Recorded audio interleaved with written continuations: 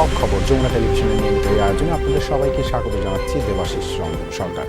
পশ্চিমবঙ্গের নতুন মুখ্যমন্ত্রী হচ্ছেন বিজেপির শুভেন্দু অধিকারী। দলীয় বিধায়কদের সঙ্গে বৈঠকে নেওয়া হয় এই সিদ্ধান্ত। মিটিং শেষে সংবাদ সম্মেলনে ঘোষণা দেন কেন্দ্রীয় স্বরাষ্ট্রমন্ত্রী অমিত শাহ। বিধানসভার পরিষদীয় দলনেতা হিসেবেও দায়িত্ব পালন করবেন শুভেন্দু। আজই রাজ্যপালের সঙ্গে দেখা করে সরকার গঠনের প্রস্তাব জানাবেন তিনি। আর আগামীকাল সকাল 10টায় কলকাতায় ঐতিহাসিক ব্রিগেড প্যারেড গ্রাউন্ডে মুখ্যমন্ত্রী হিসেবে শপথ নেবেন শুভেন্দু। সেখানে প্রধানমন্ত্রী নরেন্দ্র মোদী, অমিত শাহ ছাড়াও উপস্থিত থাকবেন বিজেপির শীর্ষ নেতারা। অংশ নেবেন দেশের 20টি রাজ্যের মুখ্যমন্ত্রীরাও। এ বিষয়ে আরও বিস্তারিত জানাতে পশ্চিমবঙ্গ থেকে যুক্ত হচ্ছেন সহকর্মী সুকান্ত চট্টোপাধ্যায়। সুকান্ত, কাল তো মুখ্যমন্ত্রী হিসেবে শপথ নিতে যাচ্ছেন শুভেন্দু অধিকারী। সার্বিক নিরাপত্তা এবং প্রস্তুতি কেমন দেখছেন? প্রথমেই বলে রাখি দেবাশিস, যে শুভেন্দু অধিকারীকে কিন্তু ইতিমধ্যেই পরিষদীয় দলনেতা নির্বাচিত করেছে বিজেপি সর্বভারতীয় পরিষদীয় দল, এবং অমিত শাহ শুভেন্দু অধিকারী নাম কিন্তু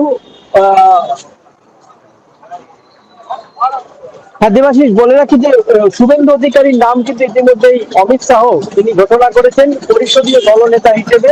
এবং আমাদের সহকর্মী সুকান্ত চট্টোপাধ্যায় কলকাতা থেকে যুক্ত হয়েছিলেন আমাদের সঙ্গে। সম্ভবত তার সংযোগটি বিচ্ছিন্ন হয়ে গেছে। আমরা চেষ্টা করব আবারও যদি সংবাদের কোনো অংশে তাকে যুক্ত করা যায়। এদিকে পশ্চিমবঙ্গের বিজেপি দলীয় প্রথম মুখ্যমন্ত্রী শুভেন্দু অধিকারীর শপথ অনুষ্ঠিত হবে ব্রিগেড প্যারেড গ্রাউন্ডে। এই শপথ অনুষ্ঠান ঘিরে চলছে বিশাল প্রস্তুতি।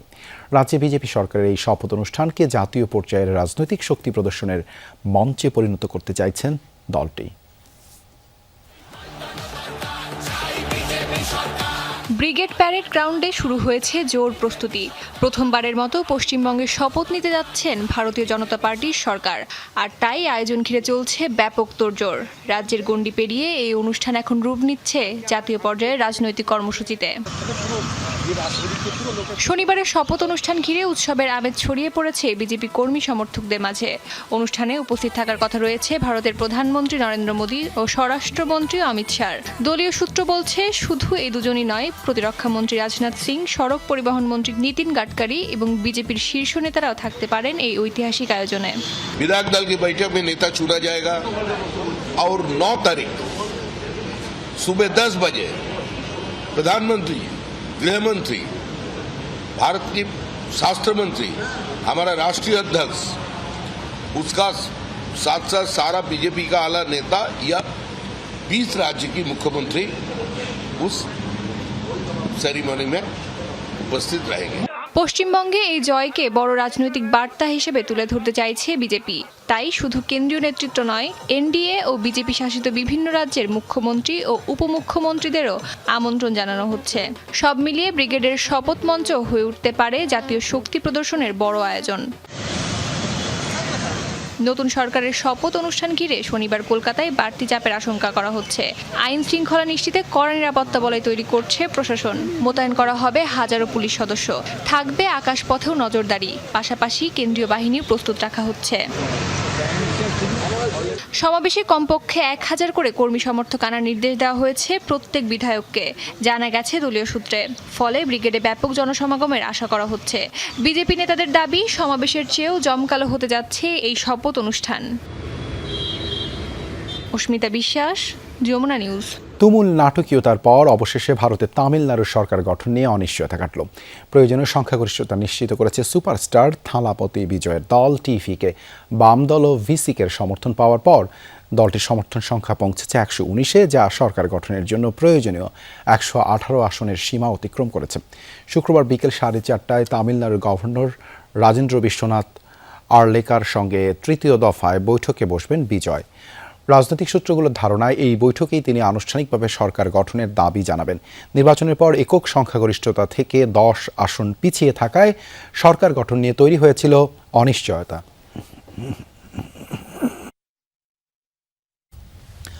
মধ্যপ্রাচ্য যুদ্ধে লেবাননে ক্ষেপণাস্ত্র হামলায় নিহত বাংলাদেশি কর্মী দীপালির মরদেহ পরিবারের কাছে হস্তান্তর করা হয়েছে।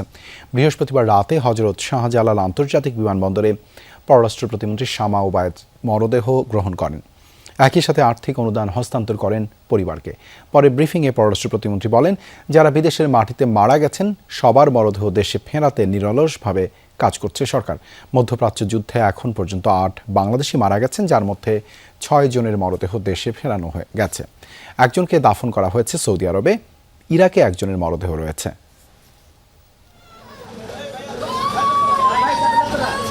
একজন কর্মক্ষম নারী, একটি পরিবারের ভরসা ছিলেন দীপালি।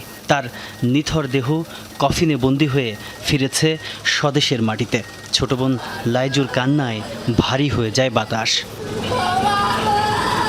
বিমানবন্দরে উপস্থিত পররাষ্ট্র প্রতিমন্ত্রী শামা ওবায়েদ ও অন্যান্য কর্মকর্তারা আনুষ্ঠানিকভাবে মরদেহ গ্রহণ করেন। পরে হস্তান্তর করা হয় পরিবারের কাছে। বোনের স্মৃতিচারণে উঠে আসে পরিবারের প্রতি দীপালি আক্তারের অবদান। আমার ফ্যামিলির কথা চিন্তা করতে করতে আজকে উনি মৃত্যুবরণ করছে দেশে। তার ওনার কথা চিন্তা করলে উনি আগেই চলে আসতো। পররাষ্ট্র প্রতিমন্ত্রী জানান, মধ্যপ্রাচ্যে যুদ্ধ চলাকালীন মোট 8 বাংলাদেশি নিহত হয়েছেন। ফেরানো গিয়েছে 6 জনের মরদেহ। একজনকে সৌদিতে দাফন করা হয়েছে, আর একজনের মরদেহ এখনও ফেরার অপেক্ষায়। মরদেহ পরিবহন ও দাফন বাবদ আমরা প্রবাসী কল্যাণ থেকে সহযোগিতা করা হচ্ছে 35,000 টাকা। বিশেষ অনুদান হিসেবে 50,000 টাকা দেওয়া হচ্ছে প্রবাসী কল্যাণ থেকে। আর্থিক অনুদান দেওয়া হচ্ছে 3 লাখ টাকা এবং সব মিলিয়ে আরও 10 লাখ টাকা তারা পাবে বিমা থেকে। তো সব মিলিয়ে 13 লাখ টাকা দেওয়া হচ্ছে প্রবাসী কল্যাণ থেকে। কোনো কিছুই দীপালিকে ফেরত আনবে না, সেটা আমরা বুঝি, কিন্তু আমরা সরকারের পক্ষ থেকে সচেষ্ট আছি। দীপালি সহ প্রবাসে যারা প্রাণ হারিয়েছেন সবার পরিবারের পাশে থাকার প্রতিশ্রুতি দেন শামা ওবায়েদ। এই রেমিটেন্স যোদ্ধারা যারা আমাদের গর্ব, তাদের পুনর্বাসন করা বা তাদের আবার একটা কর্মসংস্থানের ব্যবস্থা করা, সেটা আমাদের একটা প্রায়োরিটি। এবং এটা আমাদের 180 দিনের যে ম্যানিফেস্টো আমাদের ঘোষণা করেছেন মাননীয় প্রধানমন্ত্রী জনাব তারেক রহমান, সেই ম্যানিফেস্টোতে আছে এবং সেই প্রক্রিয়া কিন্তু চলমান আছে। ফরিদপুরের মেয়ে দীপালি আক্তার 2011 সালে পাড়ি জমিয়েছিলেন লেবাননে। গত 8 এপ্রিল বৈরুতের একটি ভবনে ইসরায়েলি বিমান হামলায় গুরুতর আহত হন তিনি। পরে চিকিৎসাধীন অবস্থায় সেখানকার একটি হাসপাতালে তিনি মারা যান। তাজনুর ইসলাম, যমুনা নিউজ, ঢাকা। রাজধানীর নিরাপত্তা জোরদার এবং দ্রুত পুলিশি সেবা নিশ্চিতে উদ্বোধন করা হলো খিলক্ষেতের নতুন পুলিশ ফাঁড়ি ভবন। আইজিপি জানান, পুলিশের আবাসন সংকট সহ বিভিন্ন সমস্যা সমাধানে কাজ করছে সরকার। প্রযুক্তি নির্ভরতা বাড়িয়ে নগরবাসীর নিরাপত্তা নিশ্চিতে রাজধানীতে আরও নতুন পুলিশ ফাঁড়ি স্থাপনের পরিকল্পনার কথা জানিয়েছেন ডিএমপি কমিশনার।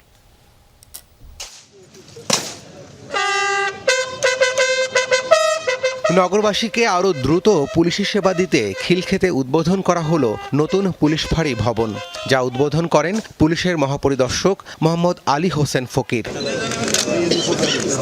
বলেন, আবাসন সংকট সহ বাহিনীর নানা সমস্যা সমাধানে সরকার আন্তরিক। পাশাপাশি পুলিশি সেবা জনগণের দোরগোড়ায় পৌঁছে দিতেও সরকার কাজ করছে। আমরা পুলিশের যে দাবি দেওয়ার আগেই এখন কিন্তু আমাদের সরকার খুবই আমাদের প্রতি আন্তরিক, সহানুভূতিশীল। কারণ দেশের জনগণের নিরাপদ বসবাসের জন্য আমরা পুলিশের যে দাবি দেওয়া ছিল অচিরেই তারা আমাদেরকে দিচ্ছেন। বাহিনীতে কিছুটা বিশৃঙ্খল পরিস্থিতি তৈরি হলেও তা অনেকাংশে নিয়ন্ত্রণে এনে সাংগঠনিক কাঠামো গুছিয়ে আনা হয়েছে মন্তব্য করেন আইজিপি।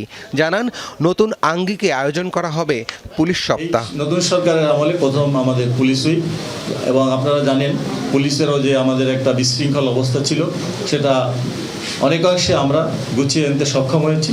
এ সময় নানা ইস্যুতে কথা বলেন ডিএমপি কমিশনার। রাজধানীর নিরাপত্তায় তুলে ধরেন ভবিষ্যৎ বেশ কিছু পরিকল্পনা। আমরা রায়ের বাজার পুলিশ থানা, এইটার প্রস্তাব মন্ত্রণালয় পর্যায়ে আছে। এইটাও আমরা শীঘ্রই পাশ করার জন্য চেষ্টা করতেছি। বসিলা এলাকায় আরেকটি থানা, যেটা মোহাম্মদপুর, আদাবর এবং হাজারীবাগ অংশ নিয়ে হবে, ওখানেও একটা থানা করার আমরা প্রচেষ্টায় আছি। জানান, নগরবাসীর নিরাপত্তা জোরদারে প্রযুক্তি নির্ভর পুলিশিংয়ে জোর দিচ্ছে ডিএমপি। আবাসন বৃদ্ধি করতেছি, প্লাস আমাদের টেকনোলজি বৃদ্ধি করতেছি। রাব্বি সিদ্দিকী, যমুনা নিউজ, ঢাকা। 2028 সালের মধ্যে নতুন কারিকুলাম বাস্তবায়নে কাজ চলছে বলে জানিয়েছেন শিক্ষামন্ত্রী আনম এহসানুল হক মিলন। তিনি জানান, বিশেষজ্ঞের একটি কমিটি বই পরিবর্তন ও পরিমার্জনের কাজ চলছে। রাজধানীতে এক অনুষ্ঠানে নতুন বই ছাপানোর কাজ সময়মতো ও সুন্দরভাবে করার আহ্বান জানিয়েছেন শিক্ষামন্ত্রী। বাংলাদেশ পুস্তক প্রকাশক ও বিক্রেতা সমিতির বার্ষিক সাধারণ সভা। বাংলা একাডেমিতে এই আয়োজনে যোগ দেন শিক্ষামন্ত্রী সহ মন্ত্রিসভার কয়েকজন সদস্য। প্রধান অতিথির বক্তব্যে শিক্ষামন্ত্রী বলেন, আনন্দময় শিক্ষা নিশ্চিত করতে হলে বইয়ের কাগজের মান ও প্রিন্টিং উন্নত করতে হবে। নোট গাইড থেকে শিক্ষকদের প্রশ্নপত্র তৈরি করার পদ্ধতি বন্ধে উদ্যোগ নেওয়ার কথাও জানান তিনি। আপনাদের মুদ্রণের সময় এবার যেন কাগজগুলো ঠিক থাকে, আর এই মুদ্রণের ব্যাপারে যে আমাদের ভিতরে অসম প্রতিযোগিতা হয় এটা যেন আর না হয়। বই ছাপা এটি সুন্দরভাবে আপনাদের উঠাতে হবে এবং সেইখানে যেন কোনো দুশ্রুতি না থাকে, সেই জন্য আমরা ইন্সপেকশন তো করবই এনসিটিভি থেকে। এ সময় নতুন কারিকুলাম বাস্তবায়নের বিষয়েও কথা বলেন শিক্ষামন্ত্রী। আমরা কারিকুলাম আবার নতুনভাবে শুরু করছি 2028 থেকে 100%, বা এই মুহূর্তে এই গত 4 দিন ধরে যে ডক্টর আজিজ সাহেব ছিলেন আরডিএতে, সেখানে প্রায় 223 জন আমাদের এক্সপার্টিস গিয়েছেন। কমিটি কাজ করছে, বই পরিবর্তন করছি, পরিমার্জন করছি, যুগ উপযোগী যা করা প্রয়োজন তা আমরা করছি। অনুষ্ঠানে স্থানীয় সরকার প্রতিমন্ত্রী বলেন, আগামী বছর থেকে বইমেলা আয়োজনে সংস্কৃতি মন্ত্রণালয় ও বাংলা একাডেমির পাশাপাশি শিক্ষা মন্ত্রণালয় এবং বাংলাদেশ পুস্তক প্রকাশক ও বিক্রেতা সমিতিকে যুক্ত করতে হবে। পাণ্ডুলিপি তৈরি, সম্পাদনা, মুদ্রণ এবং প্রকাশনা লেভেল পর্যন্ত, বিক্রি লেভেল পর্যন্ত যে আপনারা যান, এ ব্যাপারে সাংস্কৃতিক মন্ত্রণালয়ের কোনো ভূমিকা আছে? বাংলা একাডেমির কোনো ভূমিকা আছে? তাদের নেতৃত্বে বইমেলা তাহলে কেন হবে? আর সেখানে আপনারা কেন যাবেন? সভায় প্রকাশনা খাতকে শিল্প হিসেবে ঘোষণা করার আহ্বান জানান প্রকাশকরা। এ সময় নীতি সহায়তা ও স্বল্প সুদে ঋণ সহায়তা দেওয়ারও দাবি তোলেন তারা। Tawhid Mithun, Jamuna news, Dhaka. Saudi pro লিগে ১০০তম গোলের মাইলফলকে স্পর্শ করেছেন ক্রিশ্চিয়ানো রোনালদো। আল নাসেরের হয়ে আল শাবাবকে ৪-২ গোলে হারানোর দিনে রেকর্ড বুকে নাম লেখা নেই পর্তুগিজ তারকা। খেলার ৭৫ মিনিটে বক্সে সাদিও মানের বাড়ানো বল জালে জড়ান CR7। সৌদি প্রো লিগে গোলের সেঞ্চুরির পাশাপাশি পেশাদার ক্যারিয়ারে গোলের সংখ্যা দাঁড়িয়েছে ৯৭১-এ। চলতি মৌসুমে এখন পর্যন্ত ২৬ বার বল জালে জড়িয়েছেন রোনালদো। এদিকে ৪ বছর পর প্রথম কোনো শিরোপা জয়ের স্বপ্ন বুনছে আল নাসের। লম্বা সময় ধরে মেজর কোনো ট্রফি জিততে না পারার খরা কাটতে চলেছেন এই পর্তুগিজ তারকার হাত ধরেই। ৩২ ম্যাচে ৮২ পয়েন্ট নিয়ে সৌদি লিগের টেবিলে শীর্ষে অবস্থান করছে আল নাসের। ১ ম্যাচ কম খেলে দ্বিতীয় স্থানে থাকা আল হিলালের পয়েন্ট ৭৭। ট্রাফিক ব্যবস্থাপনা উন্নত না করে রাজধানীতে AI প্রযুক্তির ক্যামেরা নির্ভর মামলা কার্যক্রম সফল করা কঠিন বলে মনে করেন খোদ মাঠ পর্যায়ের ট্রাফিক কর্মকর্তারা। যানবাহনের তথ্য হালনাগাদ, যানবাহনের লেন নির্দিষ্টকরণ, চালকদের সচেতনতার উপর জোর দিয়েছেন গণপরিবহন বিশেষজ্ঞরা। বলছেন, ট্রাফিক ব্যবস্থাপনায় এমন উদ্যোগ সড়কে শৃঙ্খলা ফেরাতে কার্যক্রমে ভূমিকা রাখবে।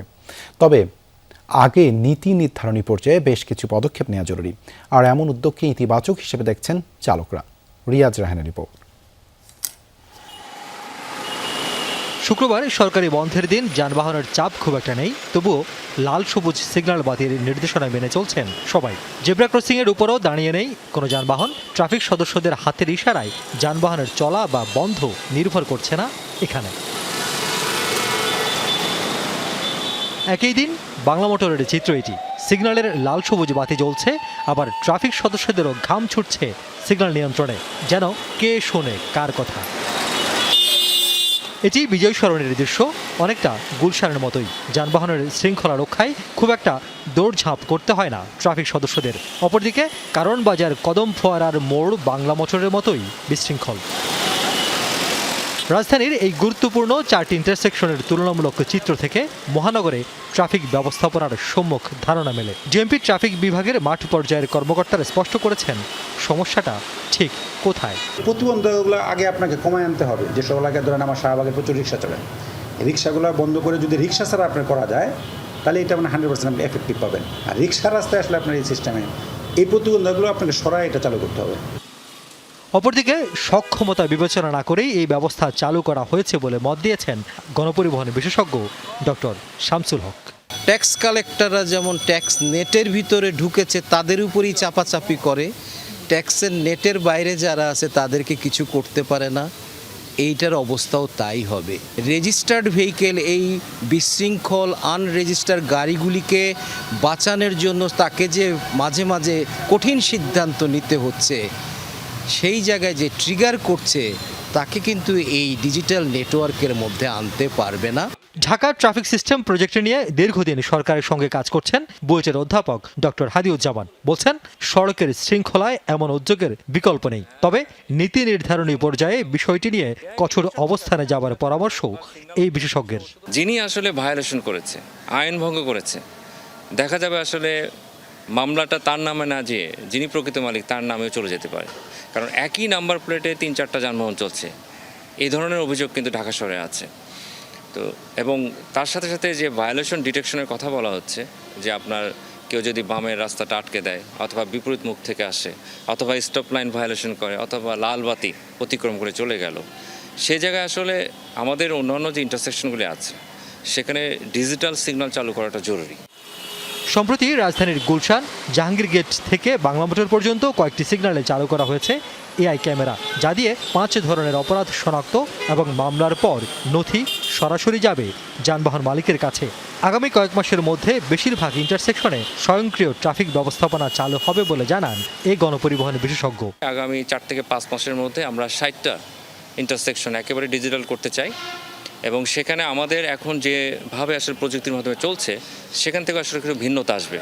মাননীয় প্রধানমন্ত্রীর কিছু নির্দেশনা আছে, সেই নির্দেশনা অনুযায়ী আমরা এই সিগন্যালগুলিকে কোঅর্ডিনেশন বা সমন্বয় করার একটা চেষ্টা করছি। ট্রাফিক ব্যবস্থাপনায় এআই প্রযুক্তির ব্যবহারকে স্বাগত জানিয়েছেন সাধারণ চালকরা। সুবিধা তো ভালোই হবে এখন, কারণ যানজট কম হবে রাস্তায়, এখন মানুষের মনে ভয় থাকবে এরকম সবার মনে। কেন আমরা বাঙালিরা সিগন্যাল মানি না? এখন অটো তুমি যাও, তোমার পিছনে সরকার দৌড়াবে না, তুমি সরকারের পিছনে দৌড়াবে সর্বক্ষণে। আপনার গাড়ি আপনি আমার ভাই, আমি নিয়ে গেলাম, আমি ফল্ট করে আসলাম, মামলাটা আপনার হয়ে গেল, বা আমার আত্মীয়র গাড়ি এরকম হইল। এটা যদি বন্ধ হয়, যার গাড়ি সে চালাবে, তাহলে ঠিক আছে। রাজধানীতে বৈধ যানবাহনের তথ্য হালনাগাদ করা হয়েছিল সবশেষ 2023 সালে, অথচ বিভিন্ন পরিসংখ্যানের তথ্য বলছে অবৈধভাবে চলাচলকারী যানবাহনের সংখ্যাটা প্রায় বৈধ যানবাহনের সমান। রাজধানীর ট্রাফিক ব্যবস্থাপনার সঙ্গে সংশ্লিষ্ট অংশীজনরা যেসব সমস্যাগুলো তুলে ধরেছেন, তার পাশাপাশি যদি পুরো রাজধানীতে যে অ্যানালগ পদ্ধতি ছিল সেই পদ্ধতির ছেড়ে স্বয়ংক্রিয় পদ্ধতির ট্রাফিক ব্যবস্থার সঙ্গে যদি বেশি মাত্রায় অভ্যস্ত করা না যায় বা সচেতন করা না যায় চালকদের, তাহলে এই পদ্ধতির সাফল্য অনেকটাই ফিকে হয়ে যাবে বলে মনে করছেন মাঠ পর্যায়ের কর্মকর্তারা। রিয়াজ রায়হান, যমুনা নিউজ, ঢাকা। বাংলাদেশের সাংবাদিকরা এখন নিরাপত্তাহীনতায় ভোগেন। ঝুঁকি ও নজরদারির সংখ্যা কমানো যায়নি বলে মনে করেন সাংবাদিক গবেষকরা। সকালে MRDI আয়োজিত বাংলাদেশ জার্নালিজম কনফারেন্সের প্রথম সম্মেলনে উঠে আসে এসব অভিমত। রাজধানীর একটি হোটেলে আয়োজিত কনফারেন্সে দেশি বিদেশি 5 শতাধিক সাংবাদিক, গবেষক, সম্পাদক অংশ নিয়েছেন। উদ্বোধনী পর্বে বক্তারা বলেন, শুধু কাগজ কলমে নয়, সংবাদ মাধ্যমের স্বাধীনতার প্রশ্নে আন্তরিকভাবে সকলে একমত হতে হবে। দুর্নীতি, অনিয়ম রোধে এবং জনস্বার্থে সাংবাদিকতার শক্তি কাজে লাগাতে হবে। গবেষকরা বলেন, রাজনৈতিক চাপ এবং প্রাতিষ্ঠানিক সেন্সরশিপের কারণেই অনেকে প্রতিবেদনে আলোর মুখ দেখে না। তাছাড়া অনুসন্ধানী প্রতিবেদনের জন্যও রয়েছে তহবিলের অভাব। দুদিনের সম্মেলনের বিভিন্ন সেশনে সাংবাদিকতার নানা দিক নিয়ে উন্মুক্ত আলোচনা হবে। এছাড়া 20 জন মফস্বল সাংবাদিক ও ঢাকার 15 জনকে দেয়া হবে ফেলোশিপ।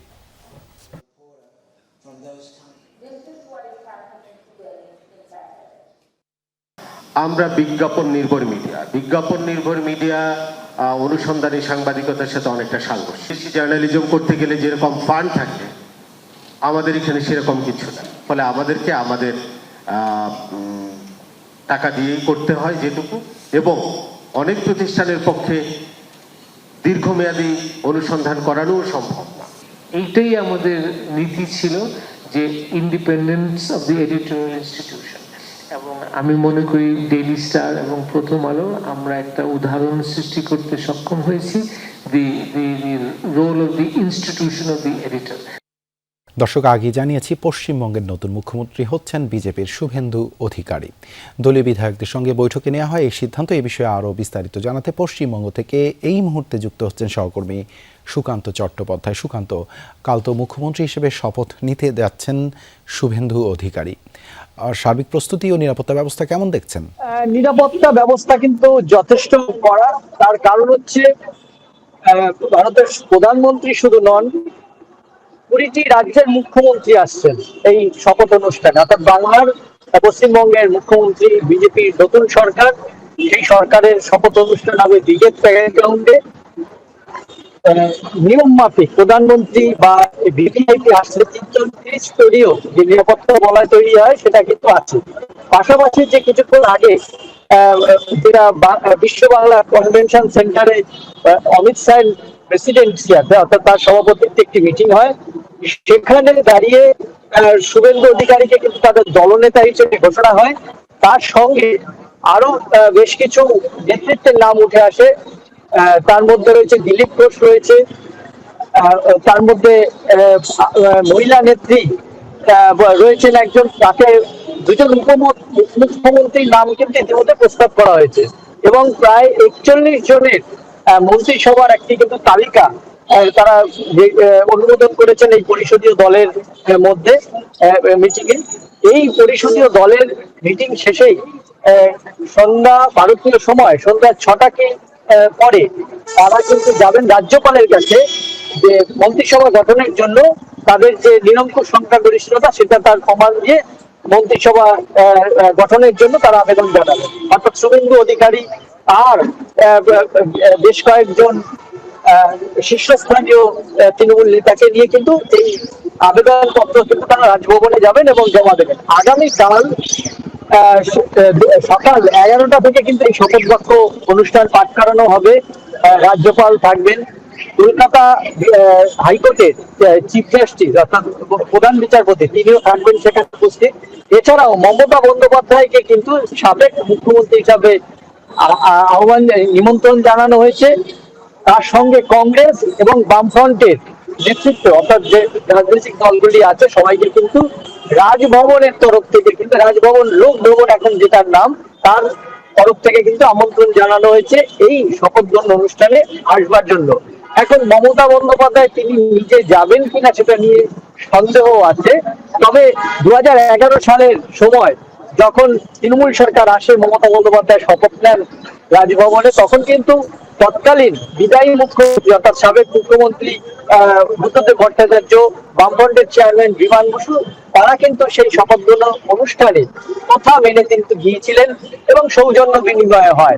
এখন দেখা যাক, বাংলার মানুষ অপেক্ষা করছে যে সৌজন্যের রাজনীতিতে মমতা বন্দ্যোপাধ্যায় ব্রিগেডের সমাবেশে অর্থাৎ শপথ গ্রহণ অনুষ্ঠানে যায় কিনা। ইতিমধ্যেই যে 40 জনের একটি মন্ত্রী সভার যারা শপথ নেবেন তাদের যে তালিকা শুভেন্দু অধিকারী কিন্তু জমা দেবেন রাজ্যপালের, তার মধ্যে কিন্তু বেশ কিছু নাম রুদ্রনীল ঘোষ, দিলীপ ঘোষ এইরকম প্রচুর নাম যারা প্রথম সারির নেতা কিংবা হচ্ছে শিল্পী সাহিত্যিক পিছিয়ে পড়া উপজাতি সেই থেকেও কিন্তু মন্ত্রিসভায় মন্ত্রী করা হচ্ছে যাতে সার্বিক উন্নয়নের জন্য তারা কাজ করতে পারে। শুভেন্দু অধিকারী কিছুক্ষণ আগে কিন্তু বক্তব্য রাখেন। সুকান্ত জানতে চাচ্ছি আপনার কাছে যে শুভেন্দু অধিকারী শপথ নেওয়ার পর পশ্চিমবঙ্গের রাজনৈতিক গতিপথ কোন দিকে যাবে বলে মনে করছেন? শুভেন্দু অধিকারী কিছুক্ষণ আগে ঘোষণা দিয়েছেন যে তার মুখ্যমন্ত্রীতে তার সরকার দুর্নীতি মুক্ত প্রশাসন তিনি করবেন। এছাড়া যে সমস্ত দপ্তরে নিয়োগ ক্ষেত্রে শিক্ষা ক্ষেত্রে যে দুর্নীতি হয়েছে তার কমিশন বসিয়ে তার বিচার করবে এবং দোষীদের শাস্তি দেবে। এছাড়াও আন্তর্জাতিক যে রিলেশন অর্থাৎ পার্শ্ববর্তী যে রাজ্যগুলি বা দেশগুলি রয়েছে, যেমন ভুটান রয়েছে পশ্চিমবঙ্গ লাগোয়া, নেপালের কিছু অংশ রয়েছে, বাংলাদেশ রয়েছে, এই দেশগুলির সঙ্গে সুসম্পর্ক গড়ে তোলা এবং বিশ্ব বাণিজ্যকে কিন্তু আরো উন্নত এবং অগ্রগতির পথে নিয়ে যাওয়া। সম্প্রতি মমতা সরকার থাকাকালীন এই রাজ্যে যে তিস্তা জল চুক্তি পানি চুক্তির যে কথা ছিল এবং নরেন্দ্র মোদী খুব উৎসাহ ছিলেন যখন ঢাকা সফরে গিয়েছিলেন, তিনি প্রতিশ্রুতি দিয়েছিলেন তৎকালীন সাবেক সরকারকে, কিন্তু সেই প্রতিশ্রুতি কিন্তু মমতা বন্দ্যোপাধ্যায় বিরোধ করার কারণে কিন্তু সেটা রাখতে পারেননি। এখন শুভেন্দু অধিকারী অর্থাৎ বিজেপি ডবল ইঞ্জিনের সরকারের থাকার সুবাদে তিস্তার পানি চুক্তি কিন্তু বাংলাদেশবাসীকে একটা বড় সুরাহা দিতে পারে। এর সাথে যে আন্তর্জাতিক সীমান্ত দিয়ে যে ফ্রেট করিডর অর্থাৎ পণ্যবাহীর জন্য বহির্বিশ্বে বাংলাদেশ বা নেপাল ভুটানের সঙ্গে যে যোগাযোগের জন্য যে সড়ক ব্যবস্থা 158 কিলোমিটার যে সড়ক তৈরি করার কথা সেটাও কিন্তু আটকে ছিল জমি অধিগ্রহণের ক্ষেত্রে একটা ধন্যবাদ সুকান্ত আমাদের সাথে পশ্চিমবঙ্গ থেকে যুক্ত হবার জন্য। ফিফা বিশ্বকাপের উদ্বোধনী ম্যাচের টিকিট $1,000 দিয়ে নিজের পক্ষে কেনা সম্ভব নয় বলছেন ডোনাল্ড ট্রাম্প। নিউ ইয়র্ক পোস্টকে দেয়া এক সাক্ষাৎকারে অপারগতার কথা জানান মার্কিন প্রেসিডেন্ট। ট্রাম্পের দাবি, কুইন্স বা ব্রুকলিনের সাধারণ মানুষ যারা তাকে ভোট দিয়েছেন চড়া মূল্যের কারণে তারা খেলা দেখা থেকে বঞ্চিত হলে তা হবে হতাশাজনক। টিকিটের আকাশচুম্বী মূল্য দেখে বিস্ময় প্রকাশ করেন মার্কিন প্রেসিডেন্ট। ফুটবল সাপোর্টার্স ইউরোপ এই মূল্যবৃদ্ধিকে বিশ্বাসঘাতকতা হিসেবে অভিহিত করেছে। কাতার বিশ্বকাপে ফাইনালের টিকিটের সর্বোচ্চ দাম যেখানে ছিল $1,600, এবার তা বেড়ে দাঁড়িয়েছে 11,000-এ। তবে ফিফা প্রেসিডেন্ট ইনফান্তিনোর দাবি, টিকিটের চাহিদা এবার গতবারের চেয়ে 10 গুণ বেশি বৃদ্ধি পেয়েছে।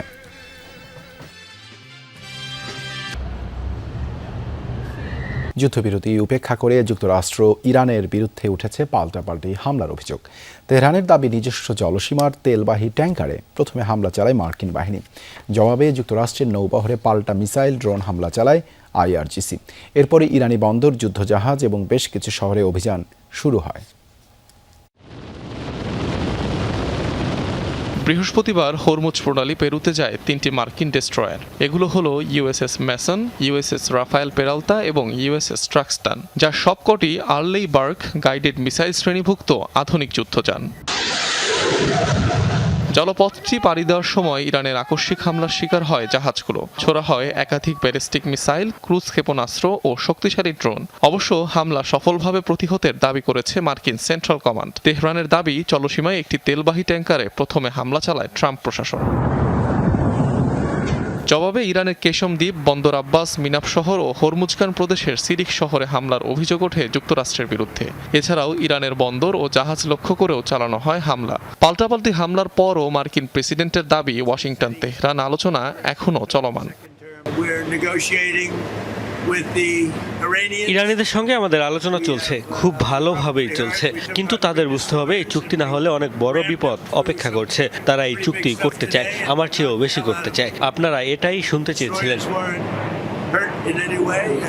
চলমান যুদ্ধবিরতি এখন অনেকটাই ভঙ্গুর। 7 এপ্রিল দুই দেশের মাঝে যুদ্ধবিরতি কার্যকর হলেও মাঝে মধ্যেই ছোটখাটো হামলা হচ্ছে। সোমবারও ইরানের 6টি নৌকা ধ্বংসের দাবি করে মার্কিন সামরিক বাহিনী। অনিক রহমান, যমুনা নিউজ। বিরোধী দলকে গঠনমূলক সমালোচনা করার আহ্বান জানিয়েছেন বিএনপির সিনিয়র যুগ্ম মহাসচিব রুহুল কবির রিজভী। দুপুরে রাজধানীর কৃষিবিদ ইনস্টিটিউটে তিনি বলেন, গঠনমূলক সমালোচনা হলে রাষ্ট্র উপকৃত হবে, তবে উদ্দেশ্যমূলকভাবে সরকারকে বিপদে ফেলতে চাইলে তা হবে ষড়যন্ত্র। ছাত্রদল, যুবদল ও স্বেচ্ছাসেবক দলের জেলা নেতৃবৃন্দকে নিয়ে শনিবার কৃষিবিদ ইনস্টিটিউট মিলনায়তনে মতবিনিময় সভা অনুষ্ঠিত হবে। পূর্ব প্রস্তুতি দেখে রিজভী আহমেদ জানান, এই কর্মসূচিতে প্রধান অতিথি হিসেবে উপস্থিত থাকবেন প্রধানমন্ত্রী ও বিএনপি চেয়ারম্যান তারেক রহমান। গত 3 মাসে বাস্তবায়িত সরকারের বিভিন্ন কর্মসূচি ও আগামীর পরিকল্পনা ও করণীয় তুলে ধরা হবে এই মতবিনিময় সভায়।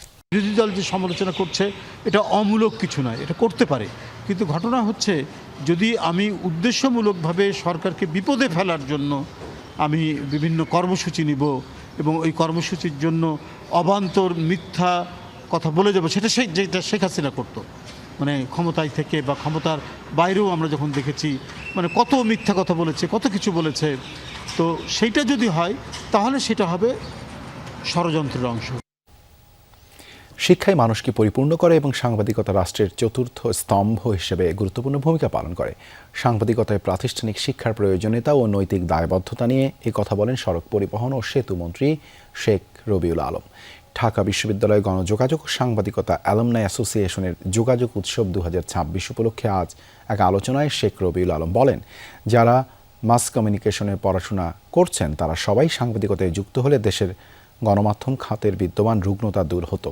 তিনি আরও বলেন, বৃহৎ পরিসরে কোনো পরিবর্তন আনতে হলে বাস্তবতার কঠিন পরীক্ষায় উত্তীর্ণ হতে হয়। সাংবাদিকতার মতো মহান পেশায় থেকে দেশের কল্যাণে কাজ করার উপর গুরুত্ব আরোপ করেন তিনি।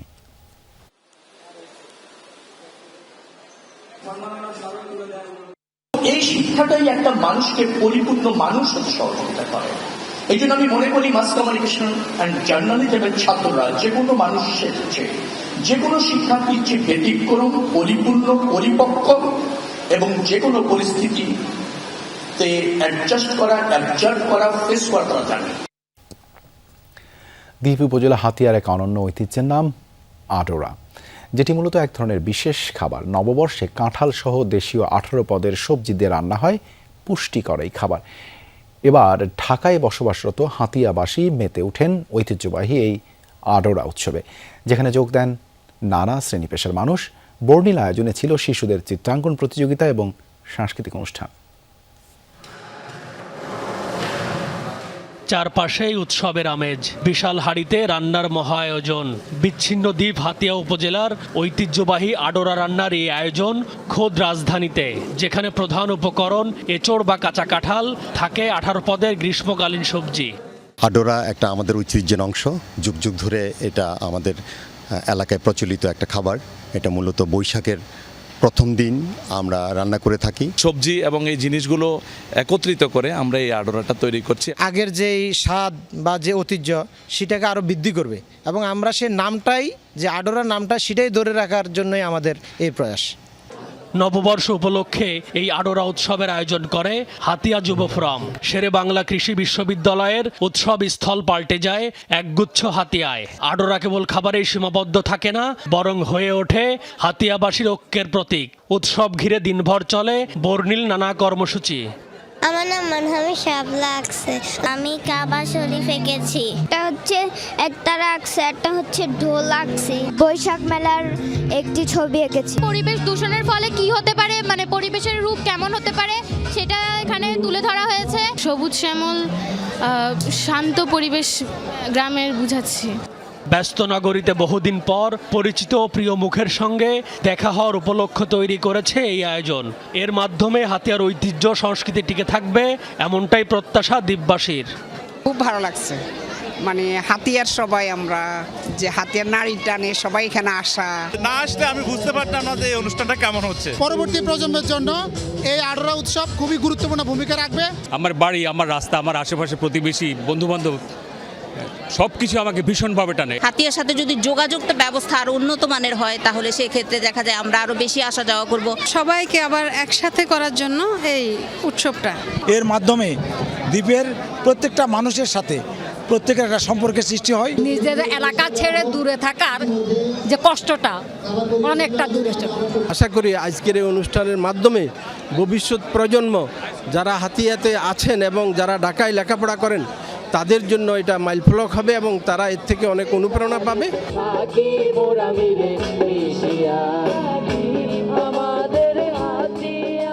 যান্ত্রিকতার এই যুগে শেকড় ভুলতে চায় না হাতিয়ার মানুষ। তাই প্রতি বছর এমন আয়োজনের মধ্য দিয়ে তারা ফিরে পায় হারিয়ে যাওয়া প্রাণের স্পন্দন।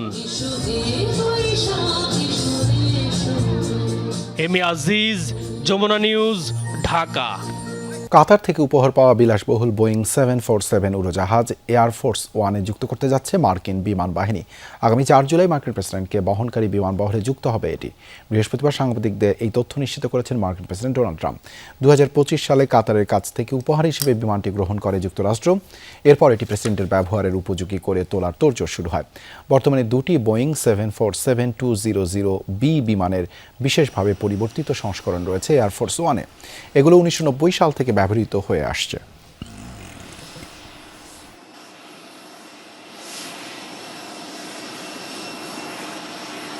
বেসরকারি বিনিয়োগে স্থবিরতা ও রপ্তানি বাণিজ্যে ধীর গতির কারণে দেশের অর্থনৈতিক প্রবৃদ্ধি অনেকটাই কমে গেছে বলে মন্তব্য করেছেন policy exchange Bangladesh chairman doctor M Masrur Riaz. তিনি বলেন 2022 সাল থেকে দেশের অর্থনীতি ভঙ্গুর হতে শুরু করেছে। রাজধানীর এফডিসিতে ডিবেট ফর ডেমোক্রেসি আয়োজিত আসন্ন বাজেট প্রণয়নের চ্যালেঞ্জ নিয়ে প্রাক বাজেট ছায়া সংসদ বিতর্কে প্রধান অতিথির বক্তব্যে তিনি এসব কথা বলেন। বর্তমান পরিস্থিতি থেকে উত্তরণে সরকারকে সুশাসন নিশ্চিতের পাশাপাশি সরকারি প্রকল্পে অতিরিক্ত ব্যয় ও লুটপাট বন্ধের আহ্বান জানান তিনি। এদিকে ডিবেট ফর ডেমোক্রেসির চেয়ারম্যান হাসান আহমেদ চৌধুরী কিরণ বলেন, আইসিইউতে থাকা অর্থনীতি সচল করতে সরকারকে বেগ পেতে হচ্ছে। তিনি মন্দা পরিস্থিতি মোকাবেলায় আসন্ন বাজেটে সামাজিক সুরক্ষা কর্মসূচিতে পর্যাপ্ত বরাদ্দ রাখার দাবি জানান। সেই সাথে বন্ধ কলকারখানা খুলে দেওয়ার আহ্বানও জানান তিনি। বেসরকারি বিনিয়োগ, রপ্তানি বাণিজ্য আর হলো ক্ষুদ্র ব্যবসা, স্মল বিজনেস, এসএমই বলতে পারেন, কিন্তু আমি পার্টিকুলারলি বলবো স্মল বিজনেস। এই অর্থনৈতিক প্রবৃদ্ধির যে চাকা, একেবারে স্লথ হয়ে গেছে। আজকে কাউকে জেলে পুরে রেখে কাউকে ফাঁসি দিয়ে সেই প্রতিষ্ঠানকে বন্ধ করে রেখে কিন্তু আমরা আমাদের এই যে ব্যবসায়ের যে গতি সেই গতিকে আমরা চালু করতে পারবো না। আমরা জানি যে বিগত শাসনামলে অনেক হয়তো অন্যায় করেছে, অপরাধ করেছে, কিন্তু অন্যায় অপরাধের জন্য মিল, ফ্যাক্টরি, কল কারখানা, ব্যাংক অ্যাকাউন্ট জব্দ করে রেখে যদি অর্থনৈতিক চাকাকে সচল করতে চাই, সেটি কিন্তু সফলতার মুখ আমরা দেখতে পাবো না। সুশাসন, ন্যায় বিচার ও নৈতিক নেতৃত্ব প্রতিষ্ঠা শীর্ষক 2 দিন ব্যাপী আন্তর্জাতিক সম্মেলন করছে এশিয়ান ইউনিভার্সিটি অব বাংলাদেশ। সকালে আশুলিয়া বিশ্ববিদ্যালয়ের নিজস্ব ক্যাম্পাসে 2 দিন ব্যাপী আন্তর্জাতিক কনফারেন্স অনুষ্ঠিত হয়। আয়োজনে বক্তারা বলেন, বিশ্ববিদ্যালয় পর্যায়ের নৈতিক নেতৃত্ব তৈরির লক্ষ্যে সবাইকে একযোগে কাজ করতে হবে। এছাড়া সুশাসনের কোনো বিকল্প নেই বলেও জানান তারা। সুশাসনের মাধ্যমে স্বচ্ছতা, জবাবদিহিতা, আইনের শাসন এবং জনগণের অংশগ্রহণ নিশ্চিত করতে শিক্ষার্থীদের প্রতি আহ্বান জানান বক্তারা। সম্মেলনে বাংলাদেশ সহ বিশ্বের 11 দেশের শিক্ষাবিদ, গবেষক ও পেশাজীবীরা অংশগ্রহণ করেন। দ্বিতীয় দিনে জমজমার international cable TV broadcasting and communications expo 2026 রাজধানীর পূর্বাচলের ICCB-তে চলছে। Cable operator association of Bangladesh COAB আয়োজিত এই প্রদর্শনী দেশের ব্রডকাস্টিং এবং যোগাযোগ প্রযুক্তি খাতে নতুন সম্ভাবনা আর আধুনিক প্রযুক্তির বিকাশ ঘটাতে এই আয়োজন ভূমিকা রাখবে বলে আশা আয়োজকদের। প্রদর্শনীতে এক প্ল্যাটফর্মে এসেছে দেশের কেবল অপারেটর, টেলিভিশন চ্যানেল, ইন্টারনেট সেবাদাতা প্রতিষ্ঠান এবং প্রযুক্তি কোম্পানিগুলো। স্টলগুলোয় আছে সফটওয়্যার, ব্রডকাস্টিং সলিউশন ও ইন্টারনেট সেবার নানা অফার। পাশাপাশি ব্যবসায়িক নেটওয়ার্কিং এবং প্রযুক্তি বিনিময়ের সুযোগও পাচ্ছেন অংশগ্রহণকারীরা। শনিবার 9 মে শেষ হবে 3 দিনের এই প্রযুক্তি ও ব্রডকাস্টিং প্রদর্শনী। আমরা চেষ্টা করছি যে টেকনোলজি যেভাবে চেঞ্জ হচ্ছে, সেই নতুন টেকনোলজির সাথে আমাদের যারা এন্টারপ্রেনার আছেন তাদেরকে পরিচিত করে দেওয়া এবং আমাদের এই সেক্টরটিকে ডিজিটাইজেশনে বাস্তবায়ন করা। আমি প্রত্যাশা করি আমাদের কেবল অপারেটরদেরকে যেগুলি সমস্যা আছে সরকার এইটা সুনজরে দেখবেন। টেলিভিশনের বাইরেও যে মাল্টি ডিভাইস আছে, মোবাইল হ্যান্ডসেট, ল্যাপটপ, অন্যান্য হ্যান্ডেল ডিভাইস, আমরাও সার্ভিসটাকে কেবল নেটওয়ার্কে স্মার্ট করার জন্য একটা প্ল্যাটফর্ম নিয়ে এসেছি। কর্ণফুলী নদীকে দখল ও দূষণ মুক্ত করতে 3 দিন ব্যাপী জনসচেতনতামূলক কর্মসূচি শুরু হয়েছে চট্টগ্রামে। সকালে নগরীর ব্রিজ ঘাট থেকে বিনি সুতার মালা কর্মসূচির উদ্বোধন করেন বীর মুক্তিযোদ্ধা গবেষক ডক্টর মাহফুজুর রহমান। নদীর 2 পাড়ের মানুষকে সচেতন করতে আয়োজন করা হয় নাচ, গান, পথসভা ও প্রচারণা। আয়োজকরা মনে করেন, কর্ণফুলী নদী বাঁচলে ত্বরান্বিত হবে দেশের অর্থনীতি। জীববৈচিত্র্য রক্ষায় সবাইকে এগিয়ে আসার আহ্বান তাদের। চট্টগ্রাম ইতিহাস গবেষণা কেন্দ্র আয়োজিত কর্মসূচির অংশ হিসেবে আগামীকাল অনুষ্ঠিত হবে সাম্পান শোভাযাত্রা এবং পরদিন ঐতিহাসিক সাম্পান খেলা। আন্তর্জাতিক ক্রীড়াঙ্গনে বাংলাদেশের অবস্থান আরও শক্তিশালী করতে দীর্ঘমেয়াদী পরিকল্পনা গ্রহণ করছে Bangladesh Olympic association. Asian games ও সাউথ এশিয়ান গেমস সহ বড় আসরগুলোর সামনে রেখে খেলোয়াড়দের প্রশিক্ষণ ও দক্ষতা বৃদ্ধিতে বিশেষ গুরুত্ব দিচ্ছে সংস্থাটি। এ লক্ষ্যে BOA এর কার্যনির্বাহী সভায় বেশ কিছু গুরুত্বপূর্ণ সিদ্ধান্ত নেওয়া হয়েছে। সকালে শরীয়তপুরের জাজিরা পদ্মা রিসোর্টে বাংলাদেশ অলিম্পিক অ্যাসোসিয়েশনের কার্যনির্বাহী সভায় সভাপতিত্ব করেন সেনাপ্রধান জেনারেল ওয়াকারুজ্জামান। সভায় 20তম এশিয়ান গেমস, 4র্থ ইয়ুথ অলিম্পিক ও 14তম সাউথ এশিয়ান গেমসকে সামনে রেখে খেলোয়াড় উন্নয়ন ও প্রশিক্ষণ পরিকল্পনা নিয়ে আলোচনা হয়। এশিয়ান গেমসে 23টি ডিসিপ্লিনে প্রাথমিকভাবে 193 জন খেলোয়াড় পাঠানোর সিদ্ধান্তের পাশাপাশি হকি ও সাঁতারকে বিশেষ গুরুত্ব দেওয়ার কথা জানান কর্মকর্তারা। বর্তমান বৈশ্বিক পরিস্থিতিতে সাউথ এশিয়ান গেমস আয়োজন নিয়ে সংশয় থাকলেও বাংলাদেশ থেকে দল পাঠানোর প্রস্তুতি রাখার বিষয়ে একমত হন সদস্যরা। এছাড়া দক্ষ ক্রীড়া প্রশাসক তৈরি এবং খেলোয়াড়দের সরঞ্জাম আমদানিতে কর ছাড়ের প্রস্তাবও উঠে আসে বৈঠকে।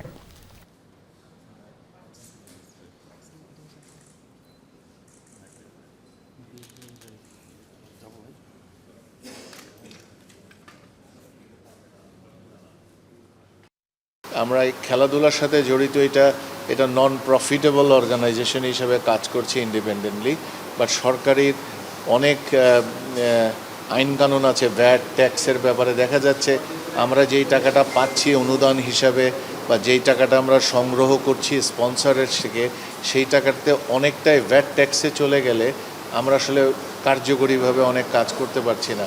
তা আমাদের এখন যেটা করণীয় হবে সেটা হচ্ছে যে আমরা সরকারের কাছে আমরা উপস্থাপন করব যে এই জায়গায় যেন আমাদেরকে ছাড় দেওয়ার একটা ব্যবস্থা করা হয়। এই ছিল সব খবরের আজকের আয়োজন। এতক্ষণ সাথে থাকার জন্য ধন্যবাদ সবাইকে।